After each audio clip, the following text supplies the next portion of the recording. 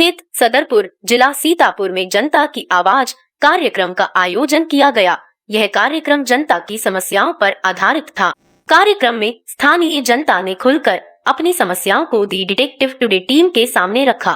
इस कार्यक्रम में संपूर्ण उत्तर प्रदेश से पत्रकार सम्मिलित हुए थे। डिटेक्टिव के संपादक सत्येंद्र सोनू जी ने बताया कि भविष्य में ऐसे जन समस्या पर आधारित प्रोग्राम होते रहेंगे। आज के इस पत्रकार सम्मेलन में उपस्थित हमारे पत्रकार साथी, क्षेत्र और कस्बे के जनप्रतिनिधि और यहाँ की सम्मानित जनता, सबसे पहले इस कस्बे का मकामी होने के नाते मैं दूर दराज से आए हुए सभी पत्रकार साथियों का खैर मकदम करता हूँ, स्वागत करता हूँ, अभिनंदन करता हूँ। आज का ये कार्यक्रम सदरपुर के जिन पत्रकार साथियों ने आयोजित किया उनको साधुवाद, धन्यवाद और बहुत शुक्रिया। क्या होता है ऐसे प्रोग्राम से, ऐसे कार्यक्रम से कि जनता का संवाद पत्रकारों से सीधे जुड़ता है, और जब जनता का संवाद पत्रकारों से सीधे जुड़ता है तो जो हमारी समस्याएं हैं उनका निदान भी होता है।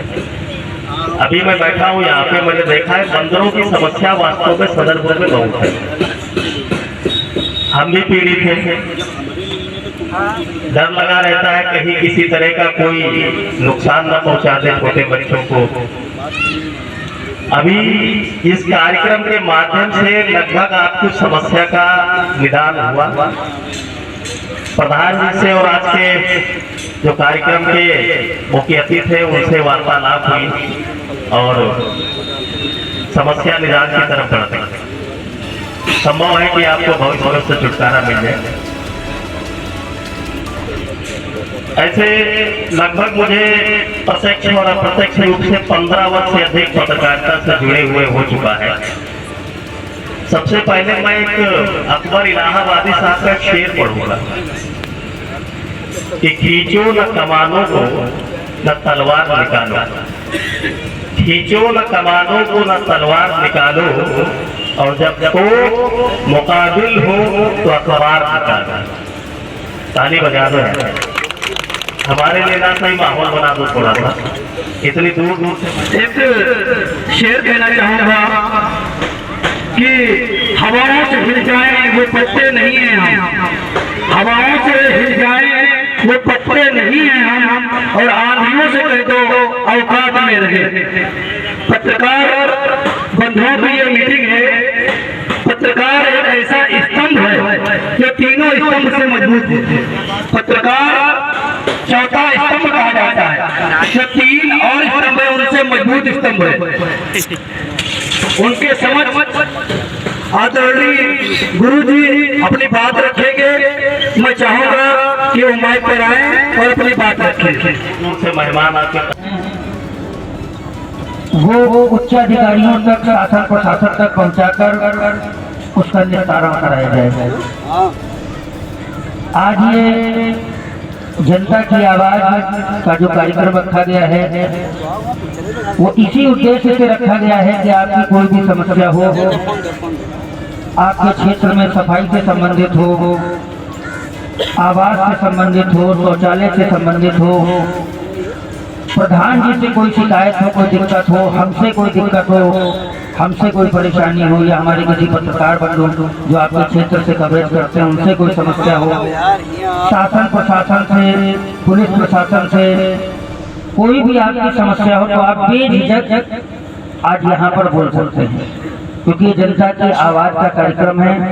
यहाँ आप सुनेंगे, हम बोलेंगे, और आप बोलेंगे, हम सुनेंगे, उच्च अधिकारी सुनेंगे।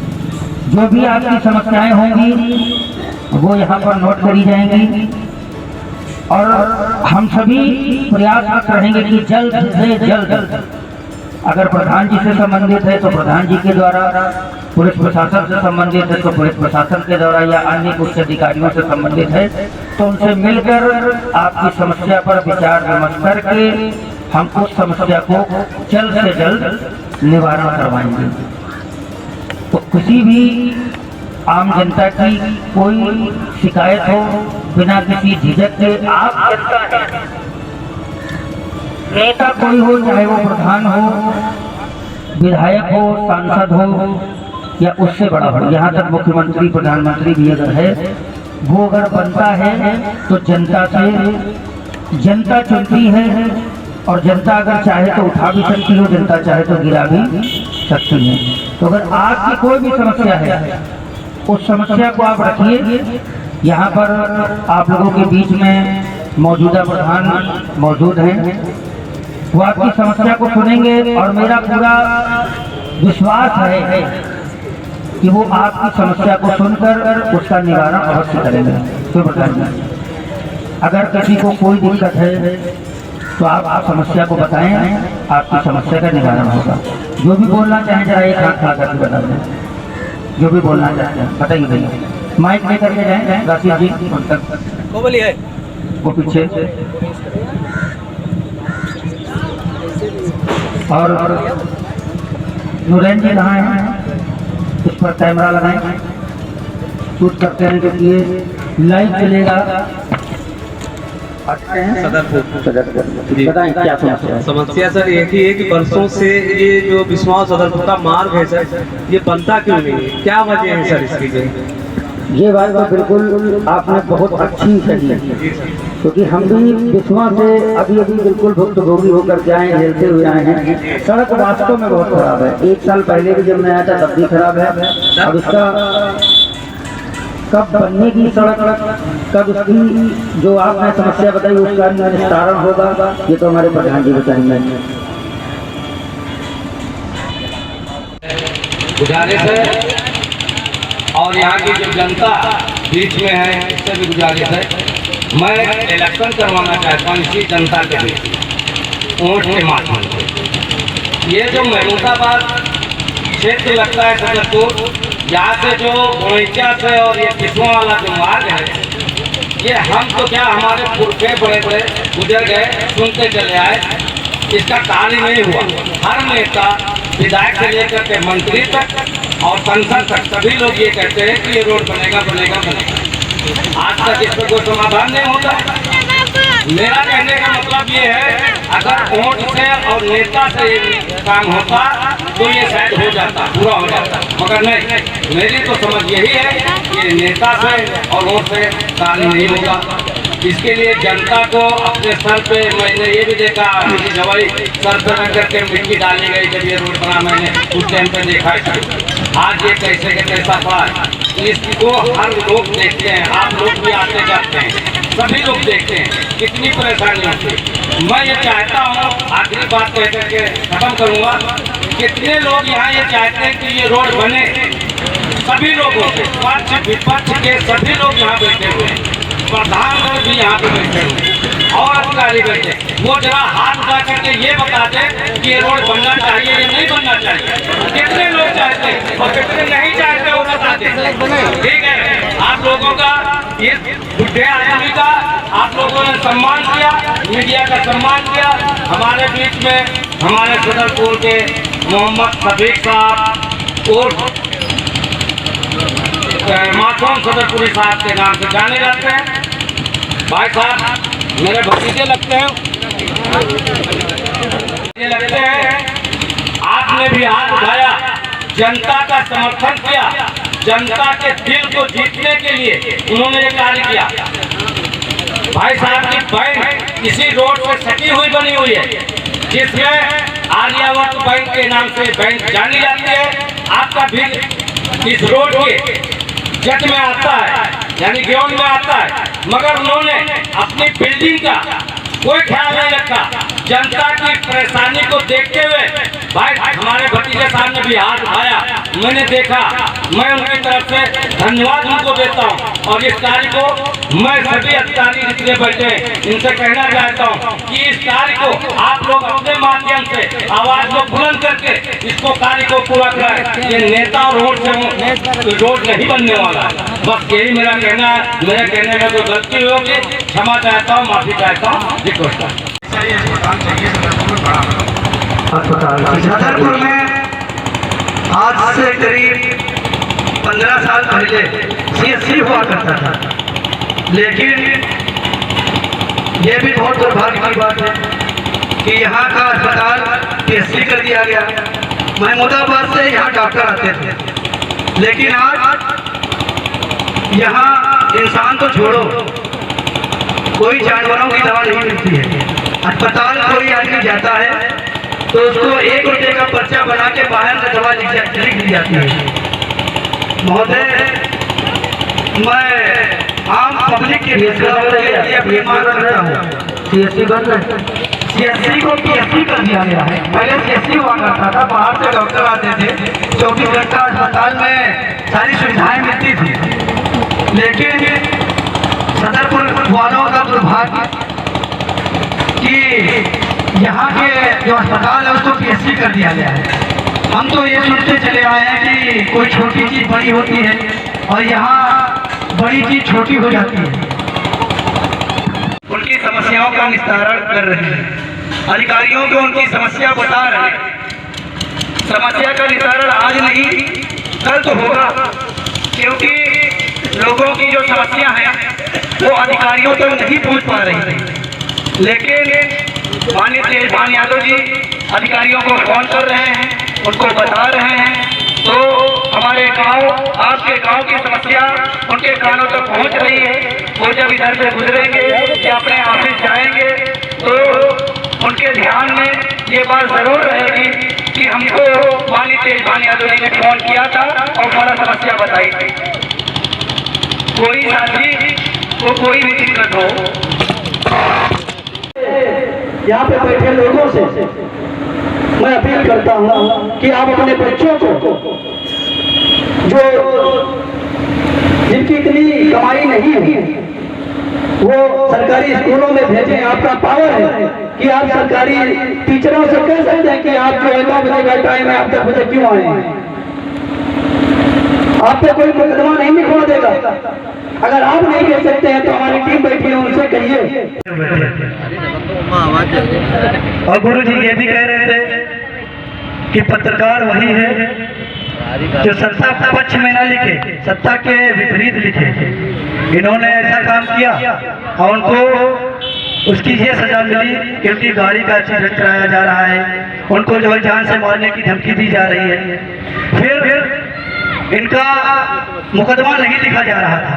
फिर तमाम पत्रकार भाइयों की उपस्थिति थाने में हुई, गए, उस रंगजीवी पत्रकार यूनियन के लोग भी थे और हमारे संपादक भी वहाँ गए नहीं, सॉरी, फोन किया थाने में और मतलब पत्रकार भाइयों की तरफ से उनको सहयोग मिला। फिर थाने में मुकदमा दर्ज किया गया। मुकदमा दर्ज हो गया, उसके बाद गिरफ्तारी नहीं हो रही थी, काफी प्रयास किया गया। फिर वो लोग कोर्ट गए, वहां से स्टे ऑर्डर ले आए। 4 लोगों के नाम थे, चारों लोग स्टे ऑर्डर ले आए और फिर वो इनसे संबंधित सारे थानों की जानकारियां इकट्ठा करनी शुरू कर दी। जानकारियां इकट्ठा करने के बाद सत्ता में बैठे लोगों ने इनका सहयोग न करते हुए अपने पार्टी के लोगों का सहयोग किया और मैडम के ऊपर 420 का मुकदमा लिखवा दिया। और ये संभव तब हुआ क्योंकि हम लोग गुच्छे में नहीं थे, हम लोग गुच्छे से अलग थे। कुछ जो है चंद पैसों के लिए पत्रकार बहन का साथ न देते हुए सत्ता के लोगों का साथ दिया। अभी गुरु जी यही कह रहे थे कि अगर गुच्छे में रहोगे तो कीमत डबल होगी, जिस दिन गुच्छे से अलग हो जाओगे उस दिन कीमत आधी हो जाएगी। आज उनके साथ हुआ, कल हमारे साथ होगा, परसों आपके साथ होगा। ये ना सोचिए कि हम जो विपक्ष लोगों के साथ हाथ मिला के अपने साथी का अपमान कर दिए तो कल हमारा नंबर नहीं आएगा, कल हमारा भी नंबर आने वाला है। कि जनता परेशान है, जनता दुर्घटनाग्रस्त है और माननीय मुख्यमंत्री जी आसमान की सैर करने लगे हुए। कहा ठीक है सर, कहा अगर ये ट्रेन से जाए तो लिख दीजिएगा कि जनता ने अपनी गाढ़ी खून पसीने की कमाई से इनको हेलीकॉप्टर खरीद के दिया है, इनको तत्काल वहां पहुंचना चाहिए, ट्रेन से सैर करते हुए जा रहे हैं। ये होता है पूर्वाग्रह कि ये आप कुछ भी करें, हमें जो करना करेगा, नहीं कतई नहीं। पत्रकार पूर्वाग्रही नहीं होता, प्रतिपक्षी होता है। और भी बहुत सारी समस्याएं आएंगी पत्रकारिता करते हुए। आज तो बहुत आसान काम हो गया पत्रकारिता का। आसान इस मामले में कि जो कम्युनिकेशन गैप हुआ करता था आज के 15 वर्ष पहले जब मैंने राष्ट्रीय सहारा में काम शुरू किया था, प्रिंट मीडिया, वो कम्युनिकेशन गैप नहीं है। इलेक्ट्रॉनिक मीडिया का जमाना है। आप किसी भी गलत जगह पे जहाँ पे गलत काम हो रहा है आप पहुंच जाइए, आपके पास मोबाइल फोन है, आप लाइव कर दीजिए, उसके हाथ से तोते उड़ जाएंगे जनाब। पहले ऐसा नहीं था। इतनी संख्या में पत्रकार भी नहीं हुआ करते थे, इतनी अच्छी कनेक्टिविटी भी नहीं हुआ करती थी।